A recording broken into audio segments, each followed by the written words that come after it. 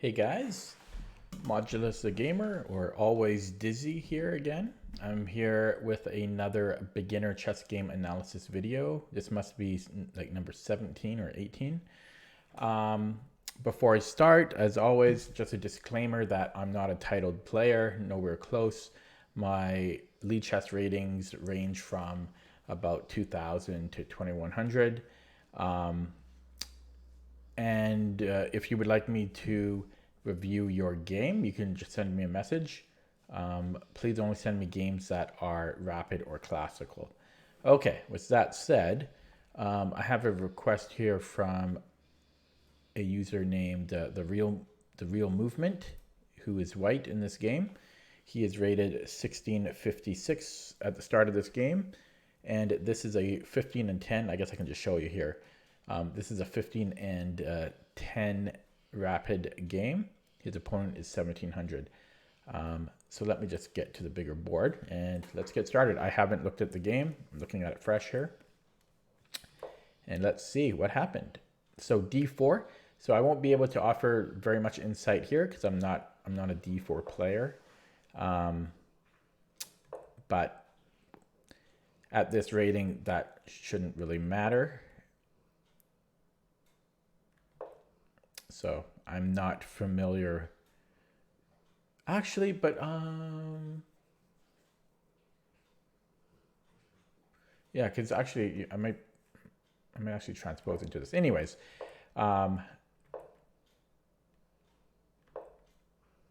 okay, bishop c4, not a terrible move, but I'm just curious what White's intentions are here. Again, I think it's an okay move. Maybe it's a good move. Just some things that I would consider here is that, okay, maybe White just wants to develop the bishop so he can go ahead and castle as soon as possible, which would be okay. I'm just not 100% sure how much we're happy with the bishop on c4. Again, maybe it's okay. I don't hate the move, but certainly I hope that the intention is not to take the knight in any case.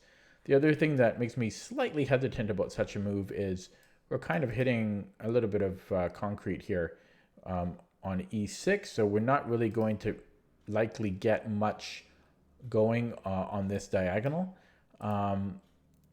So a move, I mean, again, it might be fine, but I'm really thinking c4 here. We're staking another claim to the center with another pawn. We're not really overextending here because we have other pawns nearby and we have pieces defending it. And at the same time, you get to kick out the knight from the center, kind of gaining another tempo. So for example, c4 and probably knight b6. And then you could go ahead and play something like bishop d3 and castle. And suddenly White has such an advantage in space here. So this would be like, it's the first move that I consider. Like nothing else even crosses my radar. Just c4 instantly. I don't even think about anything else. Another move I would consider here is bishop d3. Again, just preparing to castle kingside. And this is a pretty good diagonal. If black ever castles kingside, which he will, we have moves like c3 or c4, and then we can put the queen on c2. So if you're not following me here, because it is a beginner analysis video, just an example. Let's just say he goes ahead and goes here. Even if we don't kick out the knight right away, just something like c3.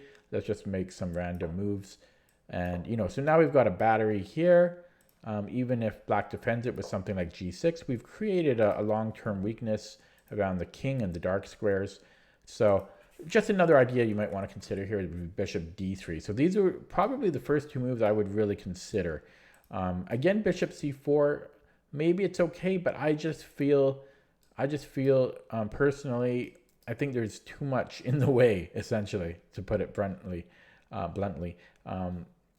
I don't really think, like, this isn't my favorite move. And then another thing to consider, the knight might even eventually just go back or immediately to b6, and then we have to move the bishop again, and then it's black's turn again. So for example, boom, boom, boom, and then it's black's turn again, right? Which isn't so bad for white, but look at it this way. If we had gone c4, the knight moves, and it's white's turn again. You see what I mean? So there's some tempo differences there as well. If I put on the engine here very briefly, after bishop c4, and it's in the cloud. It's only depth 15. I'm not going to bother because it kills the video when I record it. But yeah, so it does not hate bishop c4, but look at the difference. c4, which is what I suggested, is 1.6. Or I guess you can't see that. Sorry, let me go. Whoops. Okay, that was when I put on the engine, it kills the video because there's too much going on my computer. But it went to 1.6 when I played c4, the evaluation. 1.6, and I think bishop c4 was like 0.5. So really c4 is what you should be considering here. Okay, let me continue. I'm not going to use the engine. Again, it just kills the video. Okay.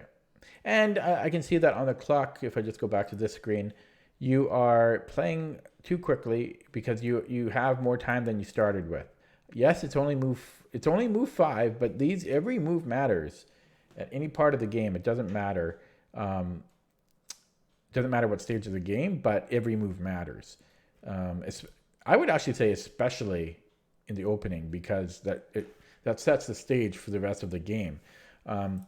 And so these moves have been made by white without much thought, and you can see how much thought I put into it. And I'm a fair bit higher rated, but it doesn't matter. I'm still going to be thinking about the best moves. So don't just play on instinct. Really think about like what is the best way to reply. Don't just play a move because it might be aesthetically pleasing. Like, okay, that looks kind of good, and I'm going to castle.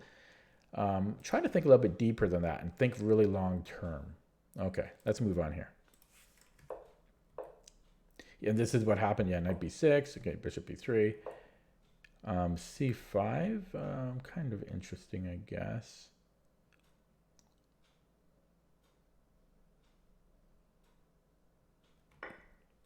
Takes.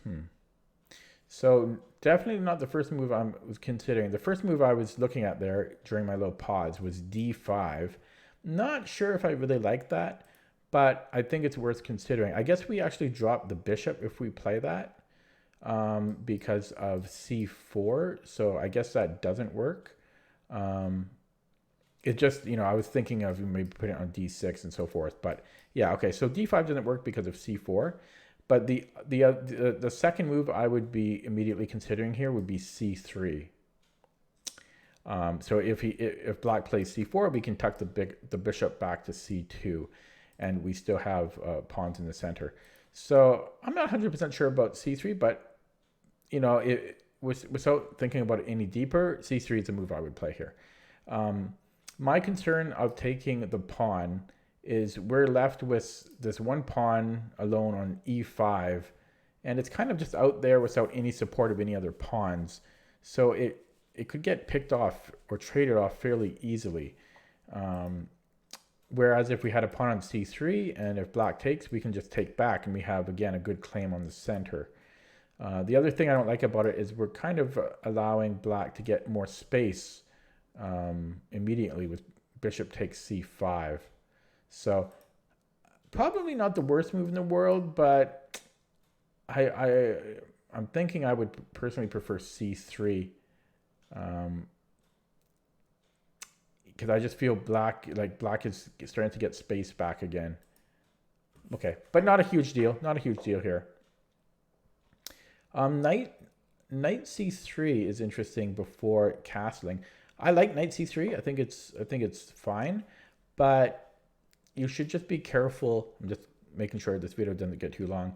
Just be a little bit careful of delaying castling too long, because you can always play knight c3 later, and often, not always, but often, and I would say usually, when you're able to castle, it's almost always a good decision to do it. It's a little rare to not want to castle when you can. It's pretty rare. Like there's not too many situations where that happens. I would say, if I had to give a number, I would say like at least 90% of the time, if you're able to castle, like as soon as you're able to castle, you should. just king safety, right? You can always play knight c3 later. So personally, like I will just castle here, unless I can win a piece or something major. I would castle there. Okay, there you go. So you just change the move order. Yeah, so that's not a big deal, but still, personally, I would have castled first. Okay. Okay, rook e1 is good. Knight a5. You can also see another reason now why bishop c4 in the beginning wasn't my favorite idea, because now you're going to have to lose a minor exchange, losing the bishop for the knight, which we don't want to have happen. So just, another reason why I didn't really feel comfortable with the bishop on c4. So you just go ahead and continue developing and offer a bishop trade, which I think is reasonable. Something else you might have wanted to consider is possibly bishop f4. Just because I'm thinking possibly we might be able to push some of these pawns and maybe get some more space here and kick that bishop out. Might be some ideas. Something else maybe just worth considering. Maybe something like knight b5, attacking the queen. I'm not sure if that's good. It's probably not a great move. Then he can just simply go queen c6. But I like to weigh all my options. So I'm just you can just kind of see what some ideas I'm thinking of here.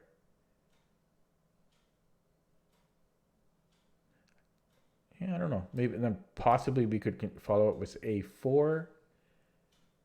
A4 if takes, but we still have this knight on b5. If he then goes a6, then we would have to retreat. So probably doesn't work, but definitely worth considering. Anyways, bishop e3, I don't mind it because black's bishop is better than white's bishop, I would say. So trading them off would probably be in white's benefit. But bishop f4 would be another move I would consider here. So kind of a weird move by black, I would think. Because let's see. If a3, okay, so I guess we can't play a3 because we're losing a pawn. So maybe that's kind of interesting.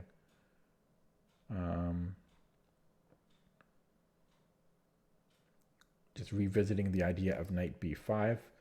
I don't want to get too deep on this stuff, but yeah, knight b5 is interesting again though, because knight b5, if queen c6, we do have knight d6 check, and if he takes, we could take with the pawn, and suddenly that bishop is we've traded the knight for the bishop, and we have this kind of an annoying pawn there. So worth considering. Other moves I would consider here, I guess we would have to bring this bishop back to defend the knight. Or we could bring the queen up, but I'm not so loving that. But possibly we could play something like queen d3, which is what you played. Okay, he takes. Yeah, I don't like this by black trading. Well, okay, maybe it's okay. I mean, because he does get your bishop for the knight, but at the same time, he improves your pawn structure. So just so you're aware, if you're not already, like double pawns aren't always bad. And here, black has actually improved white's pawn structure, in my opinion, because even though white gets the double pawns, the pawns are pushed a little bit closer to the center. So now there's slightly more control, a little bit closer to the center. Now we have these two squares covered by a pawn. The other thing is we now have an open A file, which it can be proved to be very useful. For example, if this queen left, okay, well, it's not a great example right now because it's going to be touching it everywhere. But if this queen got traded off, for example, we can suddenly take here and black can't recapture. But it's always good to have an open or semi-open file for your rooks. Okay, so I don't like that at all. I'm not sure of this. I'm wondering if this is a hope chess move. If you took the knight, hoping that he's going to take with the a pawn, in which case that would be terrible. Never play a hope chess move.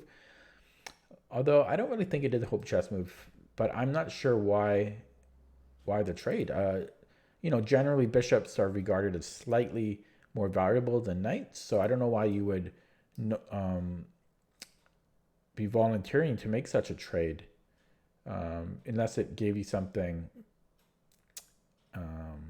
that benefits you. And I don't see the reason for this. Maybe white could follow it with knight a5, but or knight a4, but that's not enough compensation. Like black just goes back, right? I don't see what white has gained there. So I do not like this trade. My guess is that white was maybe having a little bit of by the way, I just want to say what white is doing good with the time management. He's spent 5 minutes so far, so that's really good time management. But what was I saying? Yeah, my suspicion is that white was kind of confused about how to proceed in this position. That's my guess, because his pieces have pretty much developed. This is on an open file now. This is on a semi-open file. Both of them are. So I think white is a little confused about what to do. He's kind of finished the opening stage. And so I'm thinking, okay, we'll just trade pieces here and try to get something going after that. But don't make a move just to make a move. And don't make a trade just to make a trade. There has to be a reason behind your move. If you can't think of one, well, sit on your hands and wait until you can find one. Obviously, you don't want to get into time trouble, but sit back and wait to find a move here, because that's my guess, and you can let me know in the comments, the guy that played this game, TheRealMovement, if I'm right here. If you just kind of didn't really know what to do, so you just traded here. So let's see, what are some ideas that you could do instead of taking the knight? Well, this square still looks like a sweet square. Like, just for example, this maneuver again, or you could go this way too, but this way you hit the queen. Knight b5, again, looks interesting to me. And the queen, again, can't stray too far away from the knight, because, for example, knight b5, you can't go here because then the knight falls. So the queen really can only go to 2 squares to defend it. So knight b5, if he goes to c6, I'm not sure this works. Probably doesn't, but we could potentially go knight d4. Although maybe that does. Does that trap the queen? It doesn't. The queen could go to d5 and c5 in that. But we have a discovery all of a sudden on the queen there if he goes to c6. But not a great one. Not a great discovery. But we could probably go to f5 there. And then we're winning, I think. So just an idea. So like knight b5. If queen goes here, we have knight here. And then if queen goes here, I think we have knight here. And the queen's under attack, has to retreat. And then we could take a pawn here or take this. Or actually just come here. Looks really good. So I would have to calculate lines deeper to see if that works and to see other replies by black. But this would be a consideration. Actually, another reason, we're also hitting a7 twice there. So that looks like definitely a good consideration. There's other moves that you might want to consider here too. But first, I'm curious. I'm just going to quickly put on the engine. Yeah, so computer really likes knight b5.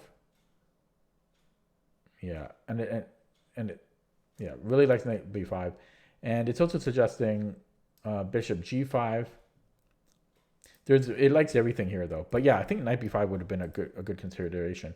So again, just be a little bit careful when making such rash decisions.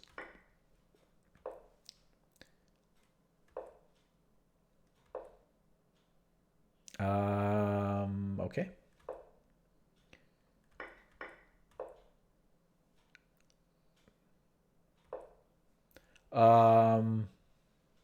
Interesting.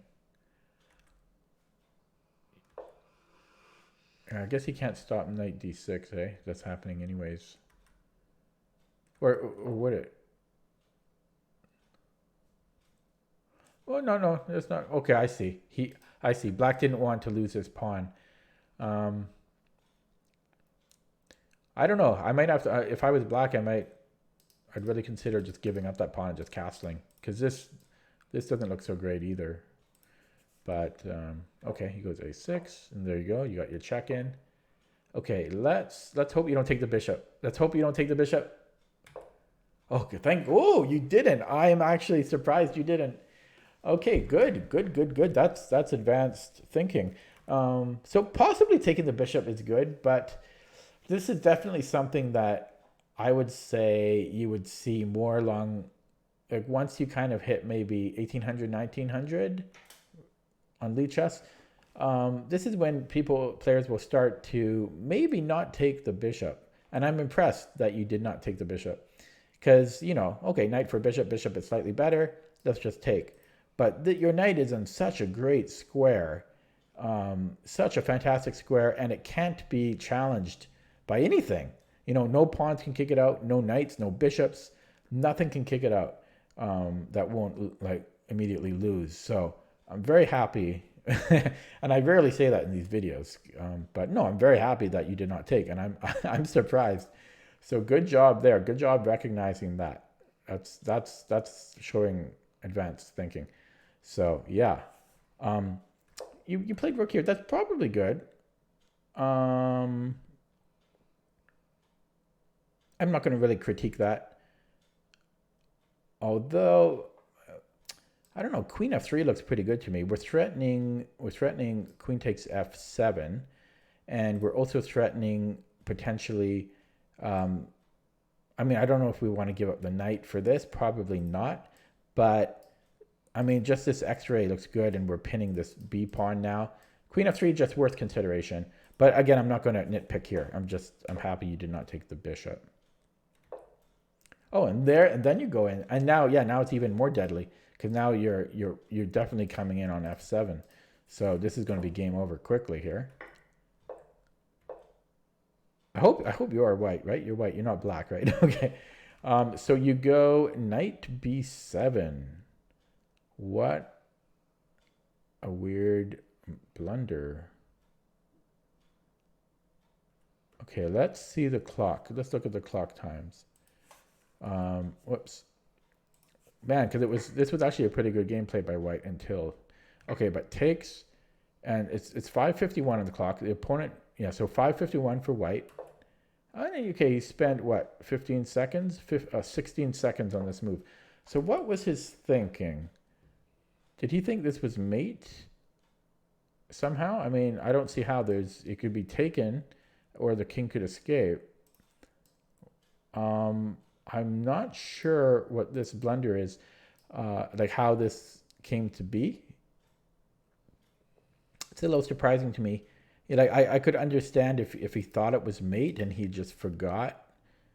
But there's two pieces on it. And again, there's a flight square. So it opens up the rook. Did he think, okay, I'm in his mind now. I'm in his mind. So what he was thinking was, he got a little bit cocky here. He thought bishop will take and then queen mate. That's what he thought.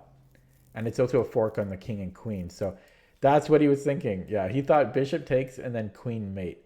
But he got a little bit too excited here because, of course, the rook can just take.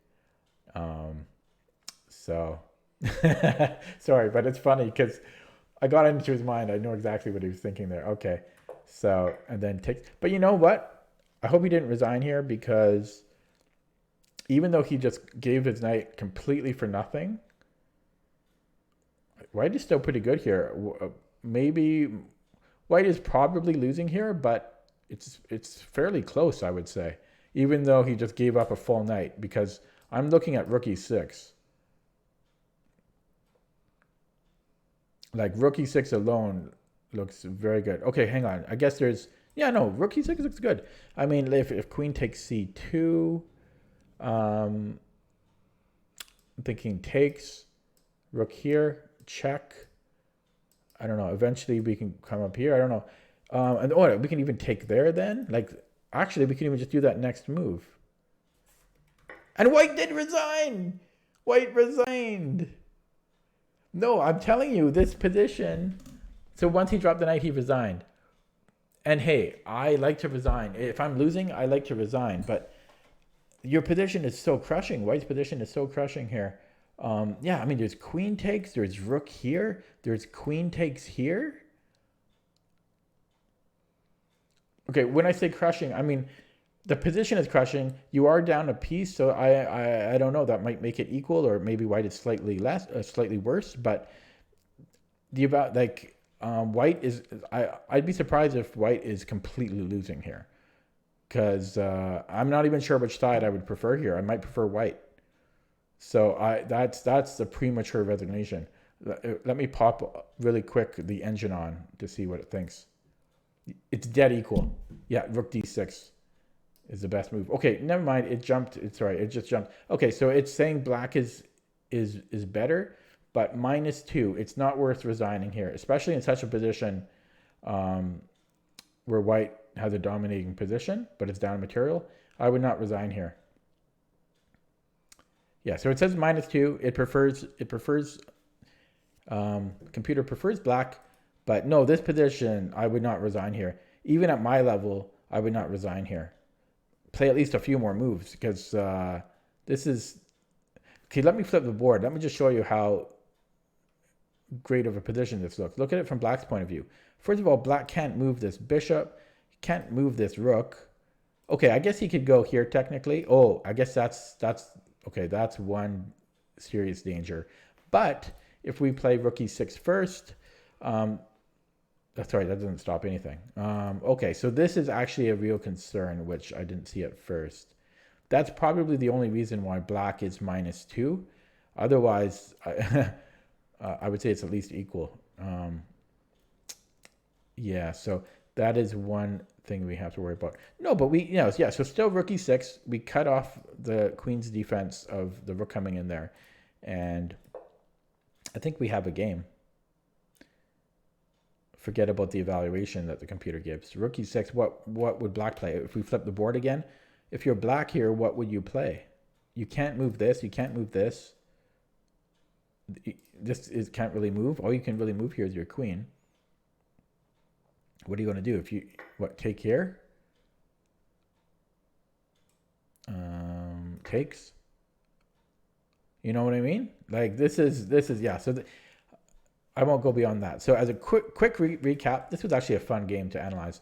Quick recap here. Bishop c4, just take your time in the opening. It's every move kind of has double meaning, or not double meaning, but things can compound quickly out of the opening. So your moves really set the stage for the rest of the game. So take your time on the opening. Like c4 here would have given white a lot of space and tempi.